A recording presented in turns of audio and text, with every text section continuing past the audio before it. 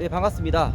이번 시간부터는 시리즈별로 준비했습니다. 바로 대기 불안정도 중에서 덩이 불안정도하고 파동 불안정입니다. 보통 우리가 대기 불안정을 판매할 때는 스큐티 로우피를 가지고 해당 기온 감률을 따지는데요. 우리는 이번에는 온위를 가지고 해당 기층 자체를 따질 것입니다. 예를 들어서 덩이 불안정도라는 것은 이 공기 덩어리 자체를 다른 쪽으로 상승시킬 때 이 공기 덩어리가 잠재적으로 안정한지 불안정한지, 혹은 이 공기 덩어리를 연직이 아니라 대칭적으로 올렸을 때 이 공기 덩어리가 안정한지 불안정한지 따질 것입니다. 그래서 이번 시간부터는 이제 3번에서 4번 정도 덩이 불안정도, 즉 팔셀하고 파동, 웨이브, 이 두 가지를 배워보겠습니다. 그래서 이번 시간에 가장 먼저 배울 것은 바로 잠재 불안정도입니다. 개봉 박두. 네, 그럼 이번 시간에도 천천히 가보겠습니다. 덩이 불안정도라는 것은 말 그대로 덩이라는 것은 공기 덩어리의 그 덩이를 말합니다. 즉 영어로는 partial instability라고 하는 것인데요. 덩이 불안정이라는 것은 말 그대로 파동이나 강제 상승이 아니라 공기 덩어리 자체 이동에 의해서 대기 안정도가 달라지는 형태를 말합니다. 여기서 덩이 불안정도는 잠재 불안정도하고 대칭 불안정도, 관성이랑 대류 불안정도가 있는데요. 오늘은 잠재 불안정도만 다루겠습니다. 그러면 잠재 불안정도라는 것은 지금 보기에는 대기가 안정해 보이는데 막상 잠재적으로는 불안정할 수 있다는 그 이론이고, 우리는 여기서 온위만을 사용해서 대기 안정도를 판별할 것입니다. 즉 고도에 따른 온의 변화를 통해서 해당 공기덩어리의 성질이 안정한지 불안정한지를 판별할 것이고, 여기서 온이라는 것은 어떤 공기를 단일적으로 1000헥토파스칼로 옮겨줄 때의 온도입니다.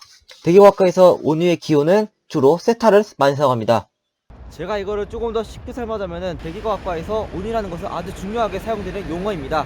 온이라는 것은 어떤 기층에 있는 공기덩어리를 단일적으로 상승적으로 하강시켜가지고 1000mB로 옮겼을 때 온도인데, 대기과학과에서 이걸 사용하는 이유는 바로 만약에 공기덩어리가 A와 B가 있을 때 A는 지상에서 15도, B는 상층에서 영하 50도라고 치면은 우리는 객관적으로 이 A와 B 공기덩어리 두 개를 쉽게 비교할 수가 없습니다. 따라서 그래서 우리는 A와 B 이 두 개의 공기덩어리를 단일적으로 공평하게 1000mB로 옮겨가지고 객관적으로 분석하기 위함이고요. 또한 온위를 가지고 대기 안정도나 혼합적인 두께를 판별함으로써 대기과학과에서 온위는 절대로 빠질 수 없는 매우 중요한 존재입니다.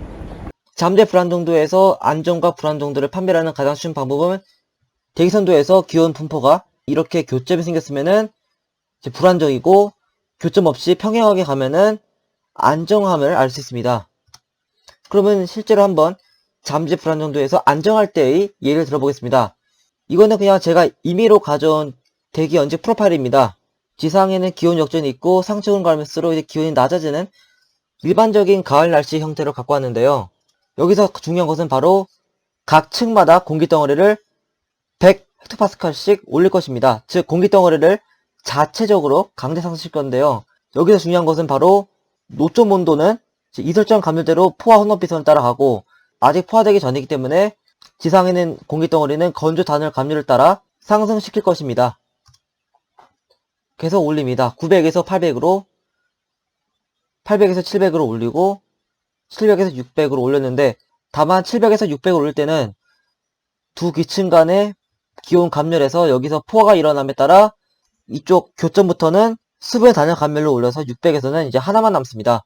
마찬가지로 여기서도 포화 혼합비선이랑 건조 단열선이 만나면서 포화가 일어났고, 포화가 일어난 곳에서부터는 여기 있는 수분 단열선을 따라 올라가면서 500에서는 하나만 남게 됩니다. 네, 스큐티 로그피에서 불포화된 공기덩어리를 단일적으로 상승시킨다는 것은, 건조한 공기덩어리는 100m당 1도씩 떨어지는 건조 단열 감열을 말하고, 노점 온도는 100m당 0.2도씩 떨어지는 이솔장 감열을 말합니다. 그래서 다시 돌아가서 스큐티 로그피에서 불포화된 공기덩어리를 올리려면은 기온선에 해당되는 공기덩어리는 건조 단열선을 따라 올라가고, 노점 온도는 100m당 0.2도씩 떨어지는 포화 혼합비선을 따라 올라가야 됩니다.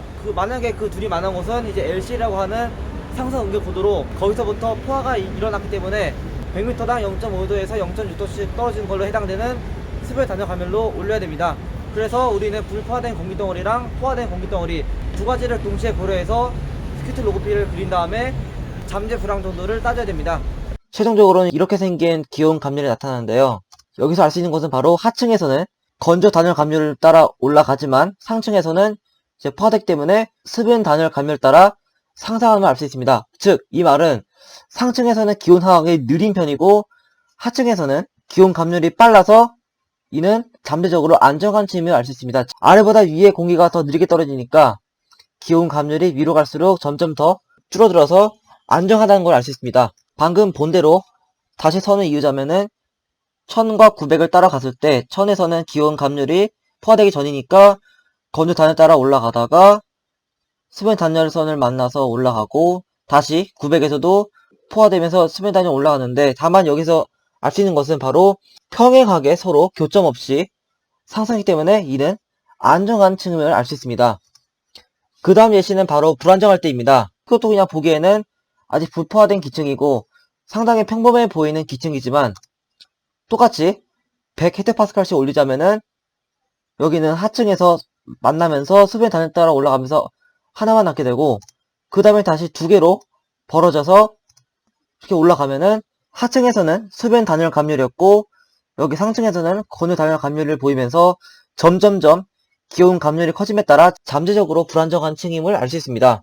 방금 본 대로 또 그림을 그리자면은 1000과 900을 따졌을 때 건조 단열선을 따라 올라가다가 중간에 만나서 수변 단열선 따라 올라가게 되고, 또한 900에서도 건조 단열선을 따라 올라가다가 수면 단열선을 따라 올라갔다고 하면은 이곳에서 교점이 생깁니다. 즉 교점이 생겼다는 것은 상층을 갈수록 상당 온위가 계속 감소함을 알 수 있기 때문에 이는 잠재적으로 불안정한 층임을 알 수 있습니다.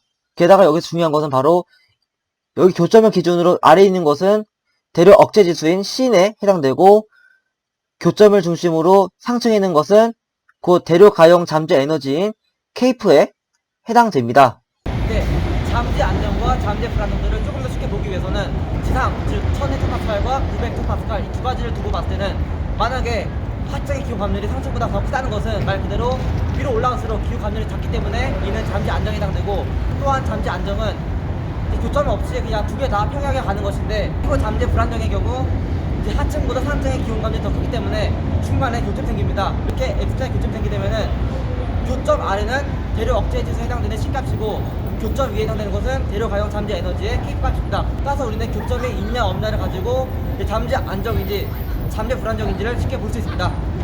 잠재 불안정도에서는 총 3가지의 종류가 있는데요. 비잠재 불안정도, 진잠재, 위잠재 불안정도가 있습니다. 가장 먼저 비잠재 불안정도라는 것은 아까 봤던 것처럼 잠재 안정이라는 걸 뜻하고, 즉 케이프가 없음을 말합니다. 여기 보시면 교점이 없기 때문에 아예 케이프나 신 자체가 존재하지 않는 것이고, 지금 잠재 불안정도라는 것은 교점이 있는 상태에서 모두 다 잠재 불안정은 맞지만 교점 아래에 있는 신 값보다 교점 위에 있는 케이프가 더 클 때 이를 지인 잠재 불안정도라고, 이때는 천둥 번개를 동반하는 강한 소나기가 내릴 가능성이 높습니다.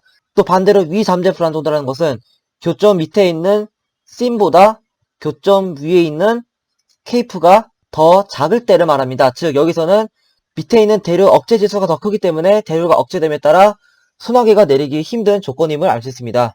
그래서 여기까지가 바로 잠재 불안정도에 대한 설명이었고, 그럼 다음번에는 대칭 불안정도에 대해서 설명해 보도록 하겠습니다.